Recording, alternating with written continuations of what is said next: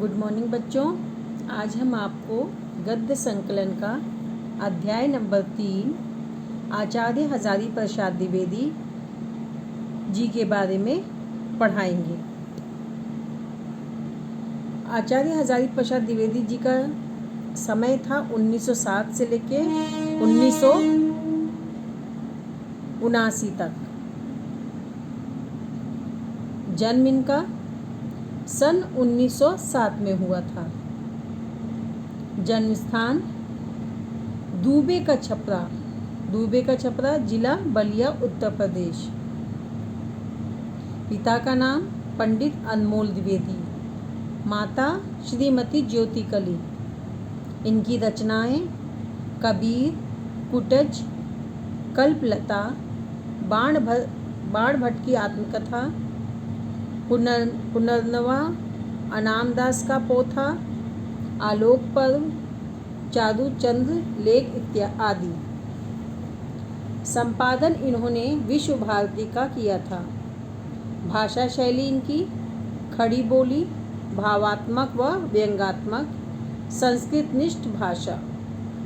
निधन इनका 19 मई सन 1979 में हुआ था।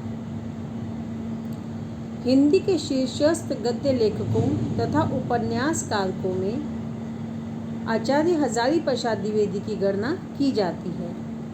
आपने आजीवन साहित्य साधना में रहकर हिंदी साहित्य को अनेक श्रेष्ठ कृतियाँ प्रदान की हैं। डॉक्टर द्वारिका प्रसाद सक्सेना के अनुसार डॉक्टर द्विवेदी अपने रचना कौशल, विविध विचार प्रदर्शन, शब्द विन्यास तथा अनुपम अभिव्यंजना वैविध्य के कारण साहित्य के क्षेत्र में मूर्धन्य स्थान के अधिकारी हैं। इनका जीवन परिचय। गद्य साहित्य के प्रकांड लेखक व उपन्यासकार डॉक्टर हजारी प्रसाद द्विवेदी का जन्म सन 1907 में बलिया जिले के दूबे का छपरा नामक गांव में एक साधारण परिवार में हुआ था। आपके पिता का नाम पंडित अनमोल द्विवेदी तथा माता का नाम श्रीमती ज्योति कली देवी था। आपकी शिक्षा का श्री गणेश संस्कृत से हुआ। इंटर की परीक्षा उत्तीर्ण करने के बाद आपने काशी हिंदू विश्वविद्यालय से ज्योतिष तथा साहित्य में आचार्य की उपाधि प्राप्त की। सन 1940 में हिंदी एवं संस्कृत के शिक्षक के रूप में शांति निकेतन चले गए। यहीं पर गुरु रविन्द्रनाथ टैगोर के संपर्क में रहकर आपने विश्व भारती का संपादन किया। सन 1949 में लखनऊ विश्वविद्यालय ने आपको महान सेवाओं के लिए डीलिट और सन 1957 में भारत सरकार ने पद्म भूषण की उपाधि से अलंकृत किया। हिंदी के ऐतिहासिक उपन्यासकारों में दूसरा उल्लेखनीय नाम आचार्य हजारी प्रसाद द्विवेदी जी का है। बाण भट्ट की आत्मकथा में आपने मध्यकालीन जड़ता पर प्रहार करते हुए उसे आधुनिक चैतन्य से संप्रीत किया।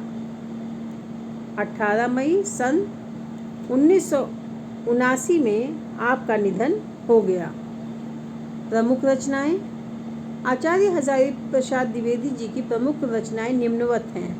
सबसे पहले निबंध संग्रह अशोक के फूल, कुटज, पुनश्च, कल्पलता, विचार और वितर्क, आम फिर बौरा गए, नाखून क्यों बढ़ते हैं, ठाकुर की बढ़ोर, विचार प्रवाह, आलोक पर्व आदि। उपन्यास। बाण भट्ट की आत्मकथा, अनामदास का पोथा, पुनर्नवा, चारूचंद्र लेख आदि। अनुदित साहित्य। विश्व परिचय, मेरा बचपन, लाल कनेर, प्रबंध कोश आदि। संपादित साहित्य। संक्षिप्त पृथ्वीराज दासों, संदेश रासक, नाथ सिद्धों की बानियाँ। भाषा शैली।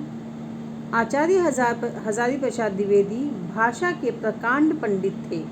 आपने अपने निबंधों में उर्दू, संस्कृत, फारसी तथा अंग्रेजी आदि की भाषा का उचित प्रयोग किया है।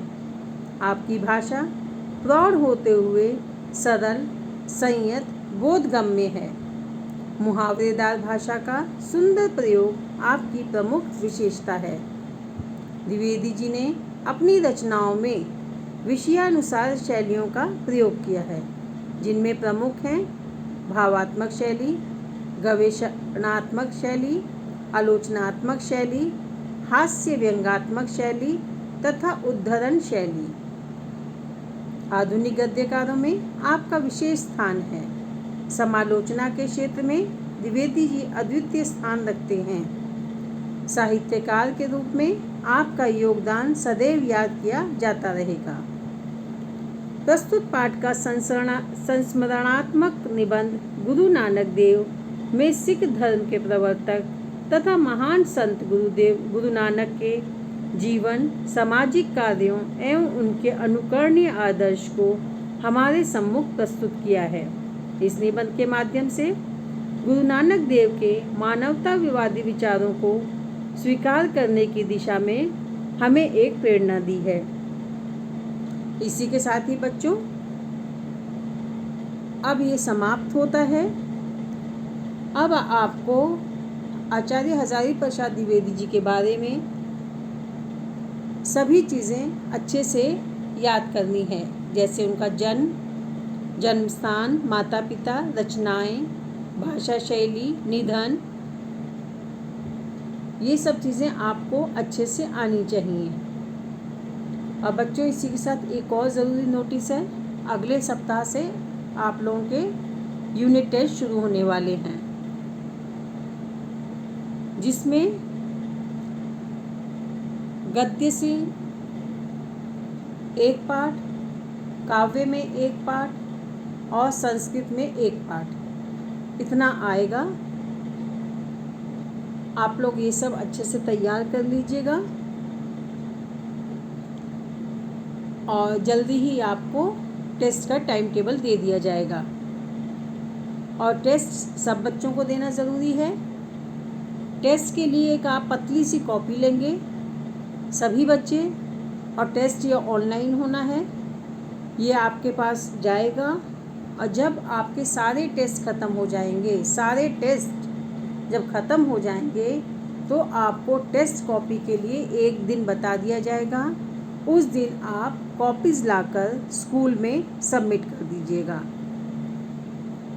तो इसलिए बच्चों, बहुत ध्यान से सभी बच्चे हर सब्जेक्ट की अलग कॉपी बनाएंगे, बहुत ही पतली सी, जिसमें सिर्फ टेस्ट के क्वेश्चन आंसर लिखने हैं, कुछ भी एक्स्ट्रा वर्क नहीं करना। तो बहुत पतली कॉपी लेके अपने हर सब्जेक्ट की अलग अलग कॉपी बनाइए, उस पर अपना नाम, क्लास और सब्जेक्ट बहुत अच्छे से लिखिए, और सारे प्रश्नों के उत्तर भी आपको अच्छे से लिखने हैं। और ये कॉपी टेस्ट ख़त्म होने के बाद, समाप्त होने के बाद आपको लाके स्कूल में सबमिट करनी है।